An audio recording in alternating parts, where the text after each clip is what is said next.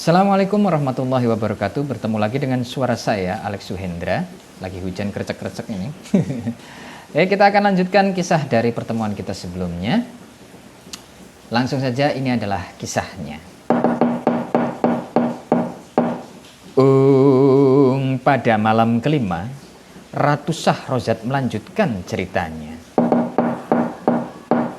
Baginda yang bijak, kita akan lanjutkan bagaimana cerita nelayan kepada si jin ifrit itu. Berikut adalah kisahnya. Jin ifrit, disebutkan bahwa Raja Yunan berkata kepada wazirnya, "Hei wazir, di dalam dirimu ada rasa dengki terhadap orang bijak itu hingga engkau hendak membunuhnya. Setelah itu, engkau akan menyesal sebagaimana Raja Sinbad ketika membunuh burung baas." "Bagaimana kejadiannya, Baginda?" tanya wazir itu penasaran. Lalu Raja Yunan pun bercerita.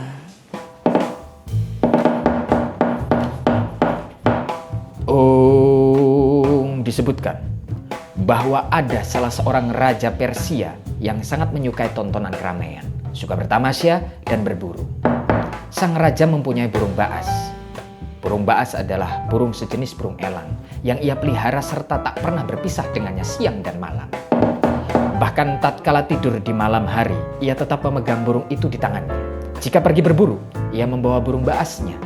Burung itu membantunya membawakan di lehernya sebuah mangkok emas yang biasa digunakan untuk minum.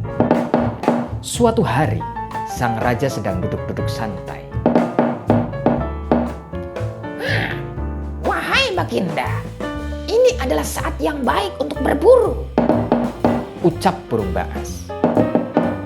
Raja Sinbad kemudian mempersiapkan keberangkatannya untuk berburu. Setelah semuanya siap, raja berangkat berburu bersama burung baasnya. Saat beberapa lama melakukan perjalanan, tibalah mereka di sebuah lembah. Di sana, mereka memasang perangkap buruan. Tiba-tiba, ada seekor kijang yang terjatuh dalam perangkap itu. "Siapa yang tidak bisa menangkap kijang itu ketika lari ke arahnya, akan kubunuh," titah sang raja. Maka, seluruh pengawal segera mempersempit ruang pengepungan terhadap buruan. Tiba-tiba, si kijang lari ke arah raja, mengangkat kedua kakinya dan menurunkan kedua tangan ke dadanya, seakan-akan ia mencium bumi untuk menghormati sang raja. Melihat sikap kijang, Raja Sinbad meremehkan si kijang. Lalu kijang itu lari karena keteledoran sang raja dan menghilang di hutan. Sang raja memandang ke arah pengawalnya. Tampak para pengawal itu tidak mengisyaratkan sesuatu kepadanya. "Hei wazir, apa yang dikatakan oleh para pengawal?" tanya Raja Sinbad kepada wazirnya. Mereka mengatakan bahwa Baginda telah menyatakan siapa yang dilewati kijang itu dan tidak bisa menangkapnya akan dibunuh. Namun, bagaimana bila yang dilewatinya ternyata adalah Baginda sendiri? Jawab si wazir. Lalu Raja Sinbad berkata, "Demi hidupku, aku akan mengikutinya sampai aku menemukannya." Maka Raja Sinbad mengikuti jejak kijang itu hingga akhirnya berhasil menangkapnya. Sementara burung baas mematuk dua mata kijang sampai menyebabkannya buta dan menaklukkannya. Lalu raja mencabut sebatang kayu dan memukulkan kayu itu kepada kijang hingga roboh terkapar. Sang raja memerintahkan untuk menyembelih dan mengulitinya serta mengikatnya di pelana kuda sang raja. Pada saat itu suasana sangat panas. Sementara tempat itu sunyi dan tidak terdapat air sama sekali. Raja merasa haus, kudanya pun kehausan.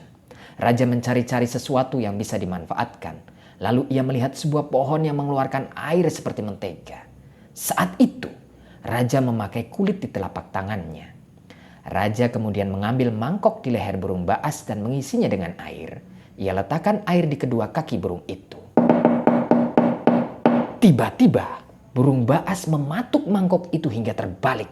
Raja Sinbad lalu mengambil mangkok dan mengisinya lagi dengan air. Namun, kembali burung baas menumpahkannya. Raja pun marah. Ia mengambil mangkok untuk ketiga kalinya, namun ia berikan air itu kepada kuda. Burung baas segera membalikkan mangkok itu. Semoga Allah membinasakanmu, hai burung jahat, kata sang raja. Apakah engkau melarangku untuk minum, melarang dirimu sendiri untuk minum, bahkan melarang kudaku untuk minum? Oh, raja kemudian memukul burung itu dengan pedang hingga kedua sayapnya patah. Burung itu menegakkan kepalanya dan berkata dengan isyarat, "Ah, lihatlah yang ada di atas pohon." Oh, raja menengadahkan kepalanya. Ternyata ada ular di atas pohon. Adapun yang mengalir ke bawah adalah racunnya, bukan air. Raja kemudian menyesali dirinya yang telah memotong sayap burung baas. Kemudian ia bangkit dan menunggangi kuda, membawa kijang hingga tiba di tempatnya semula. Ia menyerahkan kijang itu kepada juru masak. "Ambil dan masaklah kijang ini," titah sang raja. Setelah itu, raja duduk di atas singgasana dan burung baas tetap di tangannya. Burung itu lambat laun sekarat dan beberapa saat kemudian mati. Raja berteriak sedih dan menyesal karena telah membunuh burung itu.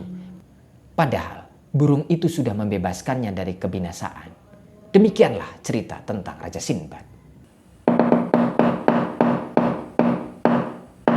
Mendengar ucapan Raja Yunan, sang wazir kemudian berkata,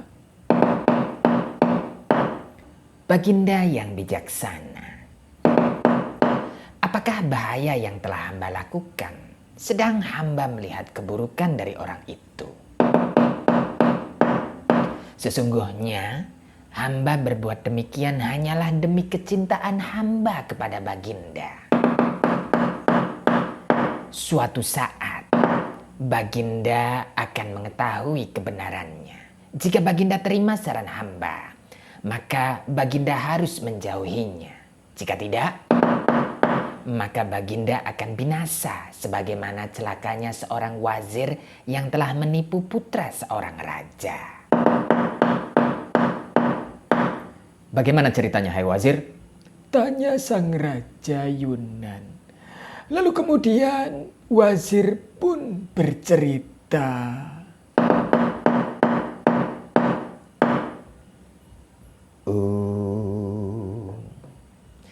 Baik pendengar, nah ini hujannya udah dari tadi sebenarnya ya, berhenti. Terima kasih banyak sudah mendengarkan, kita cukupkan episode kali ini. Kita akan sambung ceritanya insya Allah esok hari. Saya Alex Suhendra undur diri. Assalamualaikum warahmatullahi wabarakatuh.